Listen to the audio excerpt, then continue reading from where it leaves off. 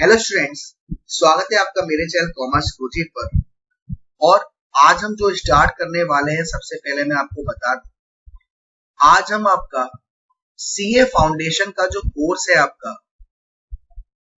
उसको स्टार्ट कर रहे हैं। इसमें आपके 4 पेपर होते हैं, paper 1, paper 2, paper 3 and paper 4।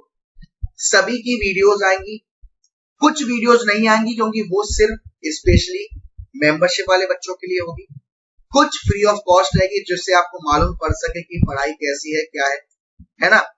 सो आज जो हम स्टार्ट करने जा रहे हैं, वो हम स्टार्ट करने जा रहे हैं आपका पेपर 1, जो सीए फाउंडेशन का पेपर 1 है, उसका फर्स्ट चैप्टर, अकाउंट्स का फर्स्ट चैप्टर आप इसे कह सकते हो, चैप्टर 1। एक और चीज, ये जो मैं आपको चारों पेपर पढ़ाऊंगा, जो चारों पेपर की वीडियोस आएंगी, चारों के चारों आपका जो इंस्टीट्यूट का स्टडी मटेरियल है उससे हम पढ़ेंगे, ताकि आपको कोई दिक्कत ना हो। सबसे पहला चैप्टर का नाम है चैप्टर 1, थ्योरेटिकल फ्रेमवर्क।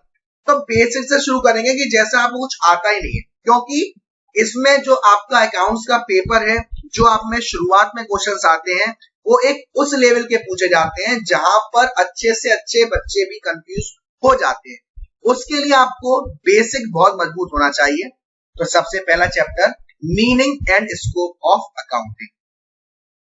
तो हम जानेंगे कि क्या है मीनिंग और क्या है स्कोप हमारी अकाउंटिंग का। यहां देखिए, आपको प्रोसीजर दे रखा है अकाउंटिंग का, जनरेटिंग फाइनेंशियल इंफॉर्मेशन और यूजिंग द फाइनेंशियल इंफॉर्मेशन।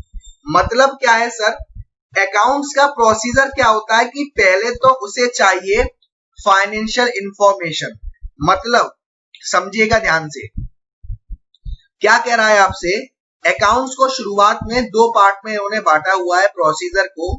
एक क्या कह रहा है सर, जनरेटिंग फाइनेंशियल इंफॉर्मेशन, और दूसरा क्या कह रहा है, यूजिंग। अब बात क्या करी जा रही है, फाइनेंशियल इंफॉर्मेशन की। तो सबसे पहले हम ये समझ लेते हैं कि फाइनेंशियल इंफॉर्मेशन का मतलब क्या है।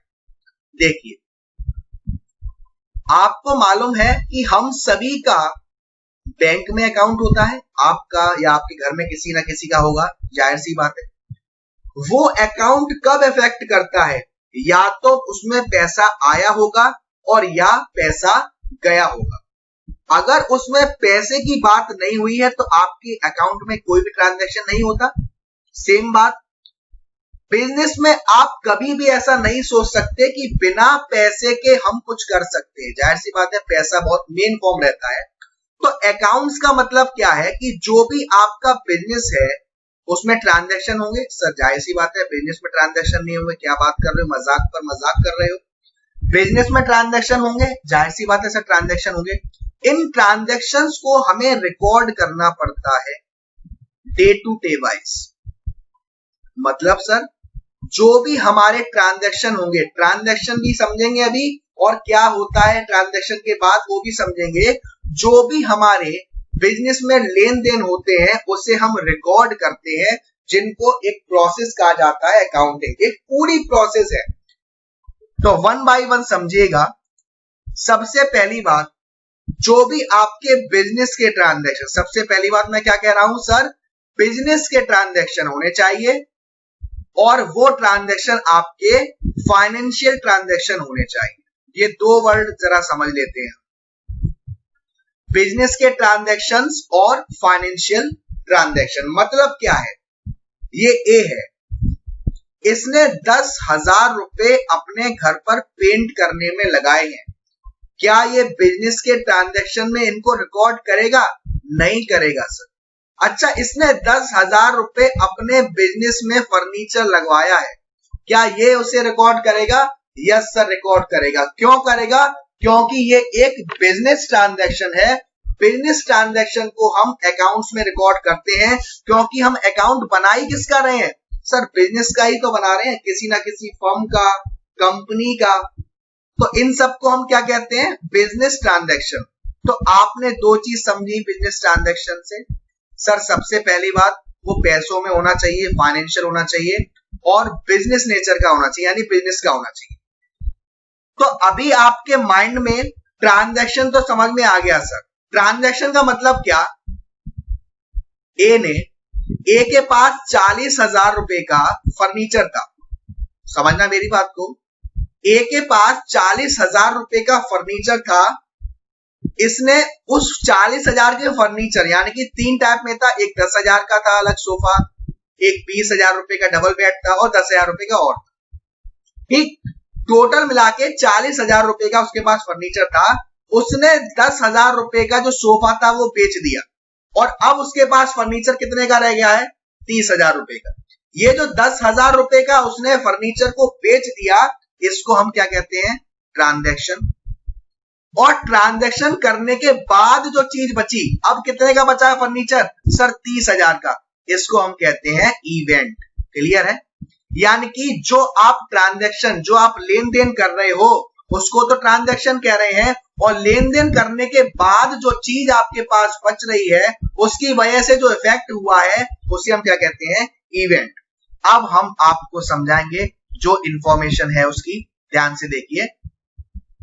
अकाउंट क्या करती है सर? सबसे पहले वो क्या करती है? जनरेट करती है फाइनेंशियल इंफॉर्मेशन। सबसे पहले आप पता लगाओगे ना कितना क्या किया, किसकी अकाउंटिंग करी, किसकी नहीं अकाउंटिंग करी। उसमें सबसे पहला टर्म क्या है? रिकॉर्डिंग। रिकॉर्डिंग, रिकॉर्डिंग का मतलब क्या?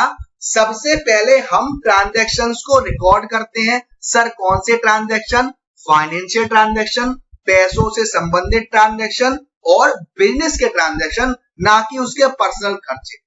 अगर आप श्याम कंपनी में काम कर रहे हो और श्याम के अकाउंट बना रहे हो कंपनी के, तो आपको सिर्फ वही अकाउंट्स में रिकॉर्ड करोगे जो उसकी कंपनी के अंदर के खर्चे या पैसा जो भी आ रहा है जा रहा है वो कंपनी से रिलेट कर रहा है।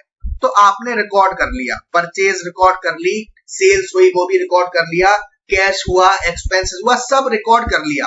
रिकॉर्डिंग हो गई साहब। जिसके लिए आपने सुना होगा बुक कीपिंग का नाम, या जिसके लिए आपने सुना होगा जर्नल का नाम। जर्नल क्या होता है? जर्नल एक हमारी बुक्स ऑफ ओरिजिनल एंट्री होती है जहां पे बिजनेस के सारे ट्रांजैक्शन पहली बार रिकॉर्ड करे जाते हैं, उसे हम क्या कहते हैं? जर्नल। यानी कि हमने रिकॉर्डिंग कर ली। सर क्या रिकॉर्ड किया आपने? सर बिजनेस के जो भी ट्रांजैक्शन थे सबको हमने रिकॉर्ड कर लिया, फाइनेंशियल ट्रांजैक्शन। ओके, उसके बाद सर क्या करेंगे? क्लासीफाइंग करेंगे। सर क्लासीफाइंग का मतलब क्या है? देखो,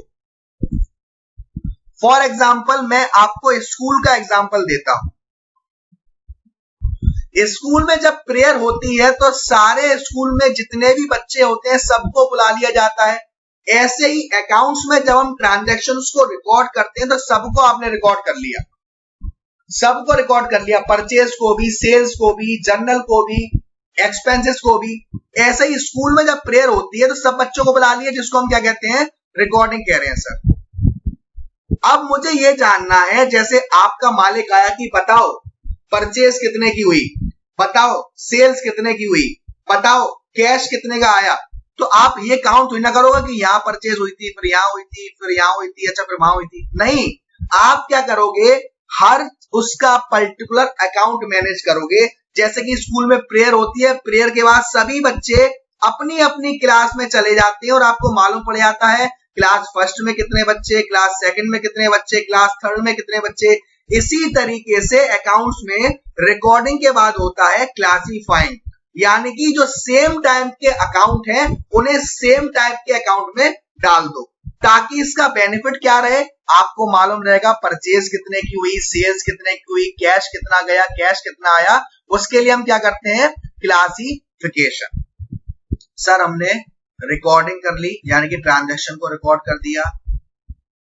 रिकॉर्ड करने के बाद सर हमने क्लासीफाई भी कर दिया, यानी कि जो सेम टाइप के थे उन्हें सेम टाइप के अकाउंट में डाल दिया।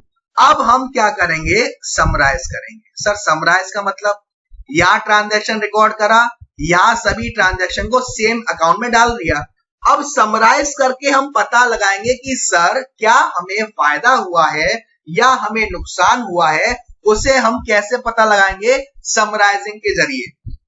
अकाउंट में रिकॉर्डिंग करने के लिए आपका जर्नल काम आएगा, क्लासीफाइंग करने के लिए आपका लेजर काम आएगा, और समराइज करने के लिए ट्रायल बैलेंस, बैलेंस शीट वगैरह, प्रॉफिट एंड लॉस वगैरह, ये सब काम आएंगे। और ये सारी चीज आपका कोर्स का हिस्सा है, जो मैं आज सारी चीज आपको करवाने वाला हूं। ओके, तो आपको बस अभी इतना समझना है कि सर अकाउंट्स क्या, अकाउंट्स फाइनेंशियल ट्रांजैक्शंस को रिकॉर्ड करना, ठीक है ना, बिजनेस के ट्रांजैक्शन को रिकॉर्ड करना। और अभी मैंने आपको क्या समझाया, जनरेटिंग फाइनेंशियल इंफॉर्मेशन। आपने इंफॉर्मेशन जनरेट करी, किस तरीके से, आपने रिकॉर्डिंग करी है, आपने क्लासिफाइंग किया है और आपने समराइज किया है। उसके बाद क्या होगा सर, मैंने पता लगा लिया कि हमें इतना प्रॉफिट या इतना लॉस हुआ है, क्लियर है। अब इस प्रॉफिट और लॉस को आप क्या करेंगे, एनालाइज करेंगे। एनालाइज करेंगे कि ये जो प्रॉफिट इतना हुआ है किसकी वजह से हुआ है, या ये लॉस इतना हुआ है वो किसकी वजह से हुआ है, उसे हम कहते हैं एनालाइजिंग। एनालाइजिंग के बाद आप क्या करेंगे, इंटरप्रिटिंग। आपकी कंपनी में जो लोग वर्क कर रहे हैं या आपकी कंपनी से वो लोग जो उस इंफॉर्मेशन में काफी इंटरेस्ट रखते हैं, उनको अब उसके बारे में बताएंगे और कम्युनिकेशन करेंगे। इस पूरी प्रोसेस को हम कहते हैं अकाउंटिंग। पहले रिकॉर्ड किया सर, फिर अलग अलग किया सर, फिर पता लगाया, समराइज किया, फिर एनालाइज किया, फिर इंटरप्रिटेट किया और फिर कम्युनिकेट किया। कम्युनिकेट का मतलब क्या है कि जो भी आपकी कंपनी में पैसा लगाने वाले लोग हैं, जो भी आपको माल देने वाले लोग हैं, आपसे माल लेने वाले लोग हैं, कस्टमर हैं, सप्लायर हैं, वो चाहते हैं कि एक टाइम पर उनको मालूम रहे कि जिस कंपनी से वो डील कर रहे हैं वो किस हिसाब से चल रही है, प्रॉफिट के हिसाब से या लॉस के हिसाब से। तो भाई अगर आपको ये कोई पर्सन है, इन्हें मैं मान ले रहा हूं स्मार्टी ऑन द हाउस, ये डायरेक्ट जर्नल खोल के थोड़ी ना देखेंगे कि भाई कितने ट्रांजैक्शन हुए, या लेजर खोल के थोड़ी ना देखेंगे कि पर्टिकुलर अकाउंट कितना है। इनको तो बस ये जानना है कि कंपनी प्रॉफिट में चल रही है या लॉस में चल रही है। उसके लिए क्या करेंगे, आपसे कम्युनिकेट करेंगे। तो आई होप आपको ये जो टर्म है, procedure of accounting, generating financial information और यूजिंग द फाइनेंशियल इंफॉर्मेशन, काफी अच्छे से क्लियर हुआ होगा। फिर भी अगर कोई डाउट रह जाता है तो आप वीडियो में कमेंट कर सकते हैं, मुझसे पूछ सकते हैं। वीडियो आई होप आपको पसंद आई होगी, प्लीज लाइक कर देना। जितने भी मई अटेंड वाले हैं वो भी और नवंबर अटेंड वाले हैं वो भी। हम एक ग्रुप बनाते हैं ताकि आपके जो डाउट्स हुआ करें वो लिया करेंगे। ग्रुप के लिए मेरा व्हाट्सएप नंबर ले लीजिए, अगर जो बच्चे ज्वाइन होना चाहते हैं डाउट्स वगैरह के लिए, 9690105047। कहीं ज्यादा फालतू खर्चा करने की नीड नहीं है, 15-15, 10-10, 20-20 हजार की क्लासेस लेने की नीड नहीं है बेटा, अभी एटलीस्ट आपको सीपीटी के लेवल पर, है ना। तो चलिए मिलते हैं आपसे अगली वीडियो में, तब तक के लिए पढ़ते रहिए। जय हिंद, जय भारत।